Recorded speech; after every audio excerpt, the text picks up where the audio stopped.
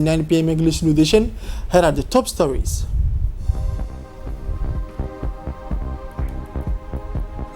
Closure of the dua in the mosques in complex Abdul Hamid Attani.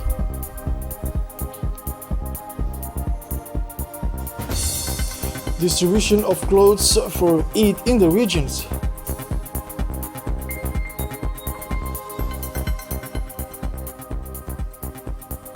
No containment in Sweden, but an amplification of the epidemic.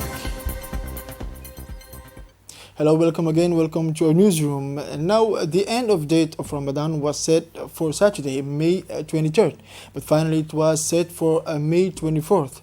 The date of Eid al-Fitr will therefore take place this Sunday, May 24th.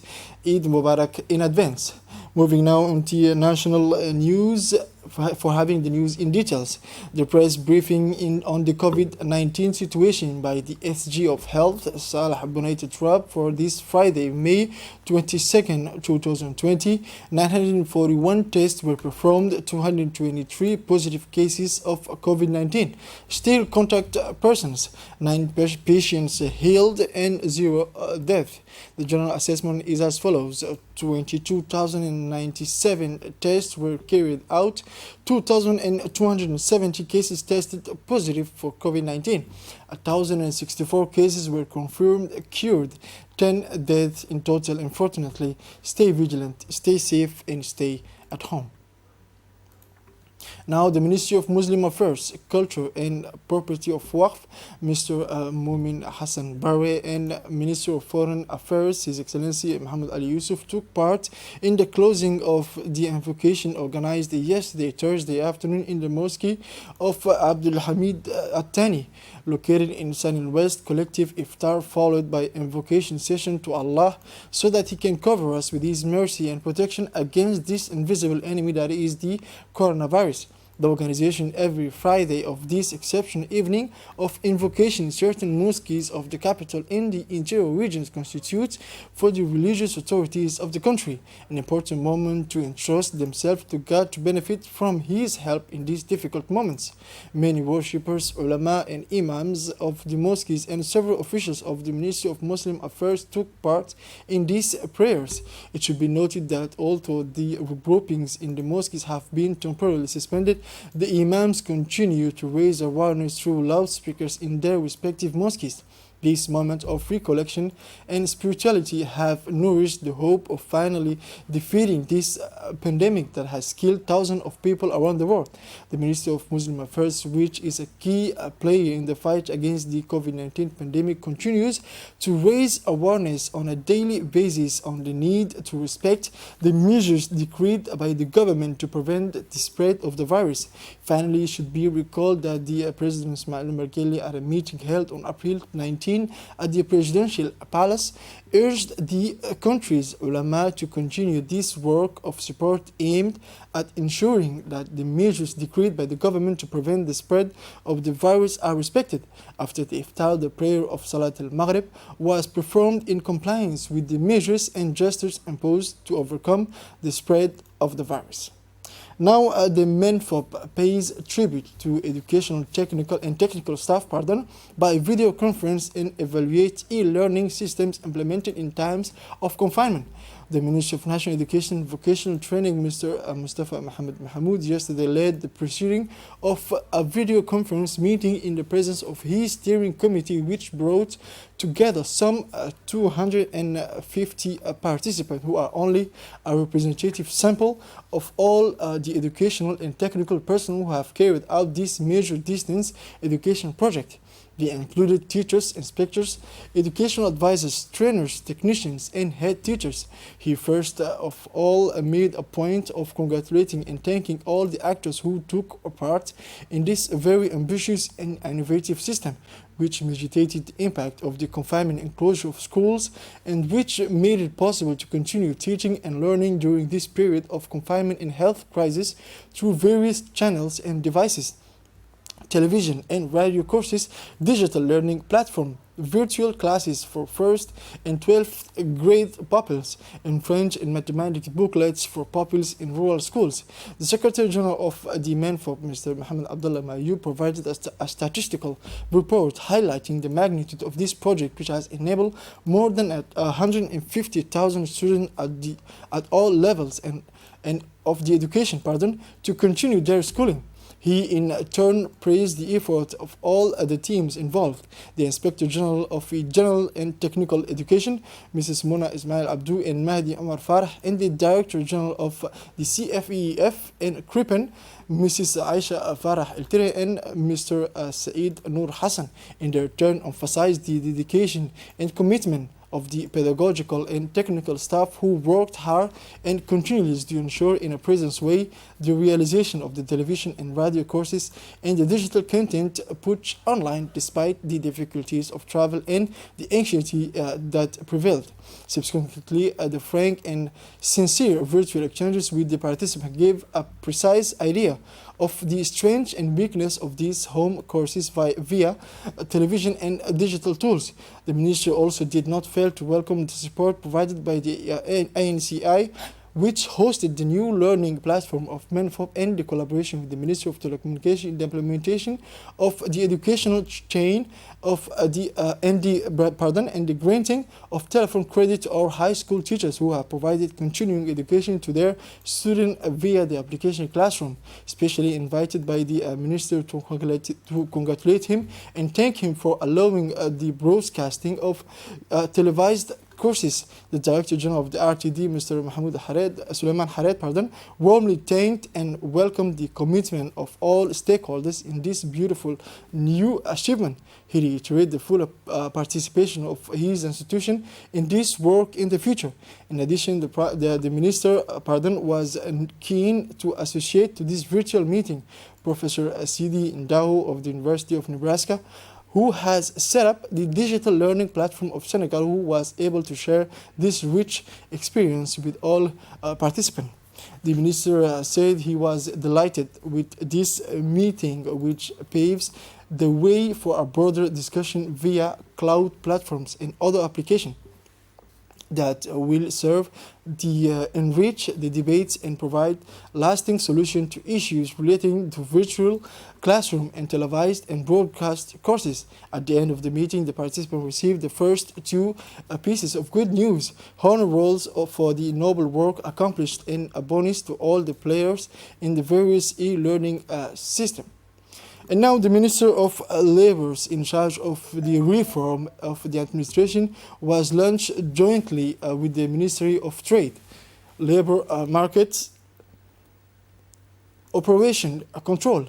These control operations are part of the fight against the COVID-19 pandemic. The aim of this action is to ensure that the barrier measures and precautions to be observed in the workplace are complied with in accordance with Decree number 80 PR of 10th May, partially lifting the exceptional measures of prevention against the spread of COVID-19. The expected result of this joint control carried out by the entities of these two ministries in particular, the General Labor Inspectorate and the Trade Inspectorate, are to protect both workers in their working environment and the population as a whole. This control will continue throughout the national territory. Now, the CNSS is at the forefront of the national mass screening campaign for COVID-19. In this context, the CNSS has mobilized alongside the Ministry of Health mobile equipment to screen retirees with reduced mobility, particularly at home. The objective of this operation is to detect among these vulnerable people those who do not show signs of infection. This is the large format of the edition prepared by Hamza Mohammed and Awali Gildon. Since the beginning of the massive coronavirus screening, a medical team of the CNSS has been monitoring the different districts of the capital. Their mission to test at home the pensioners who are bedridden. To reach these pensioners with reduced mobility, the medical team calls Mohammed Qasim to guide them. This paying agent at the CNSS keeps a list of the pensioners paid at home.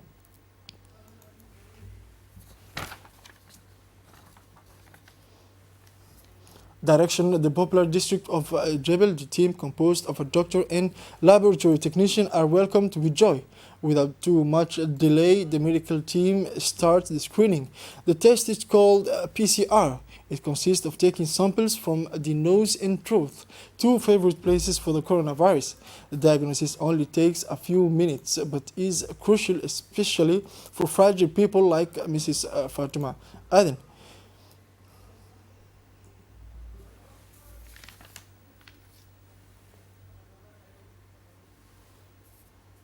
In parallel with the home screening operation, the CNSS, which is playing a leading role in the fight against the coronavirus epidemic, is carrying out voluntary tests on the patient in its health facilities, which have been reorganized to reduce the risk of contamination.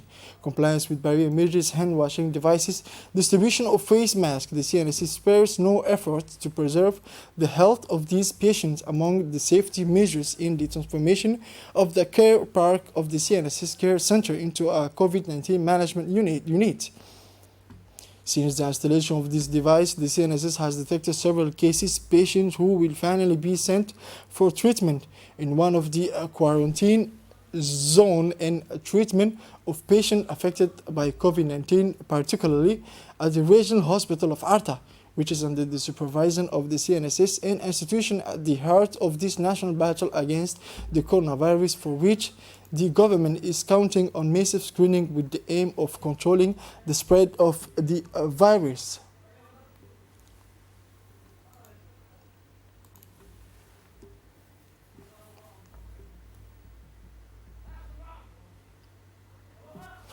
A ceremony of the distribution of Eid clothes for children from poor families and orphans took place in Arta in the presence of the Minister of Energy, Yunus Ali Gedi, RPP officials and officials of the Arta and Wea region. A total of 250 children from poor families and orphans from the Arta and Wea region benefited from the clothes donated by social section of the RPP party during this festive period.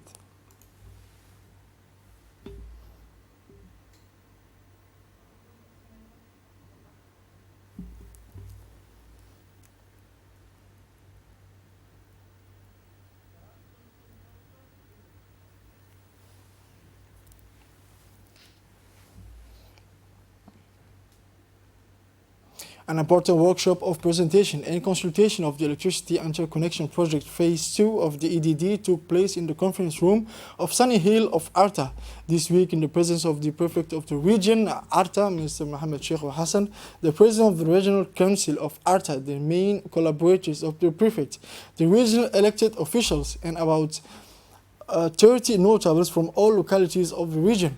This presentation and consultation workshop was part of the environmental and social impact assessment phase, which is currently being carried out by the consultant and executive of the EDD project and aimed to dialogue and collect the grievances and recommendations of customary chiefs and local authorities. The second phase of the electrical interconnection will start in the locality of Nagat, passing through Hol and crossing the Little Bara and Galafi. After fruitful exchanges, the authorities of the region and all the participants were invited to take together with EDD consultant and manage around a common iftar at the Sunny Hill restaurant, respecting the barrier measures.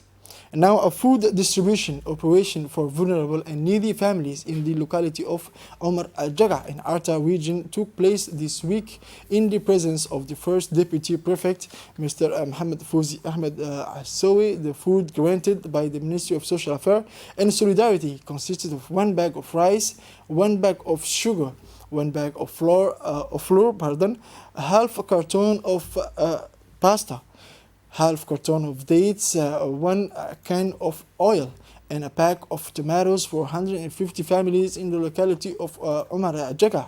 This food support to the most deprived at the end of Ramadan and the end of the confinement will considerably improve the living condition of these families who have been impacted by the confinement, because the majority of heads of households work as daily sand fillers for men and dairy workers for women.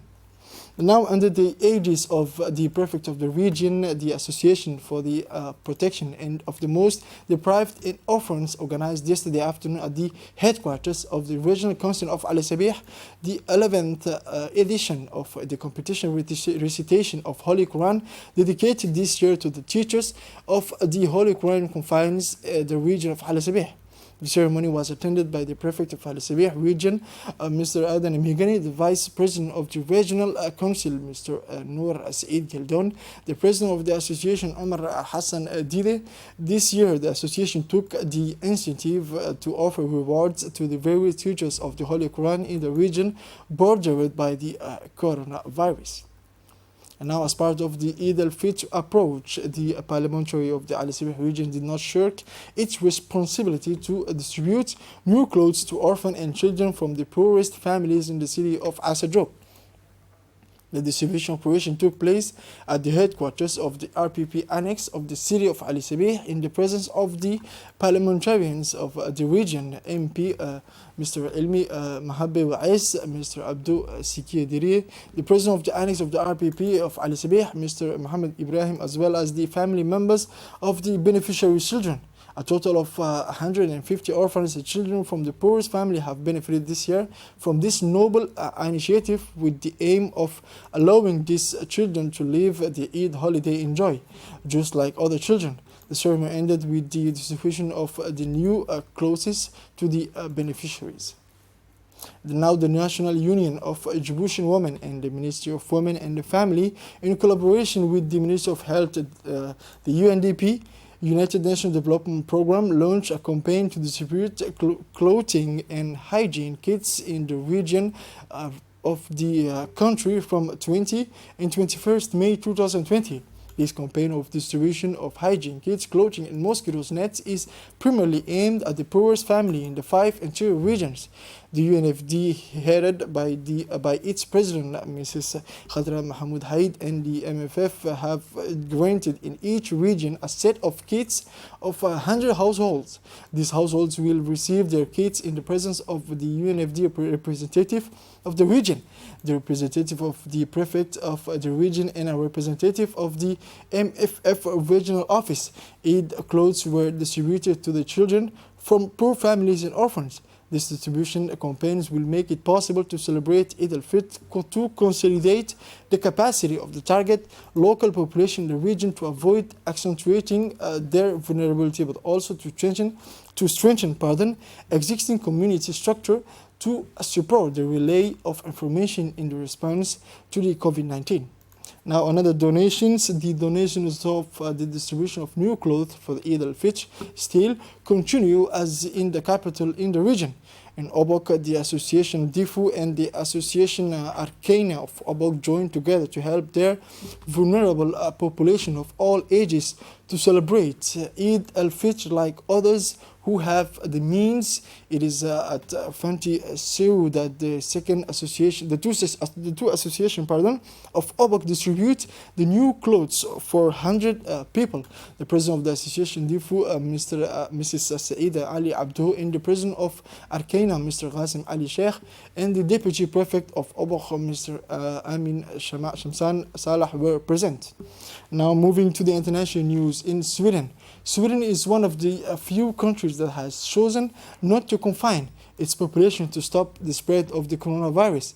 And with hindsight, the number of deaths per million is actually much higher in Sweden than in its Nordic neighbors.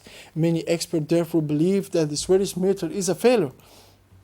While in recent weeks, many countries around the world have lifted their containment measures against the spread of COVID-19, Sweden stands out. Sweden had never imposed such measures before since the beginning of the epidemic. This management of the crisis today denounced by several Swedish specialists who point out numerous malfunctions. While billions of confined people were holding out worldwide at the end of March, in Sweden, bars, restaurants, hairdressers, saloons, sport halls, and even primary and secondary school remains open. With a few exceptions, high school and museum were closed. Sports events were cancelled and gatherings of more than 50 people were banned. Sweeties over the age of 70 or in fragile state were invited to stay at home. Respect for the rules of physical distancing was also required in public places. Last Thursday, the government also asked Sweden to avoid unnecessary international travel and to limit their car journeys within the country to 2 hours. This is it for this edition of 9 p.m. Thank you for watching us and have a wonderful night.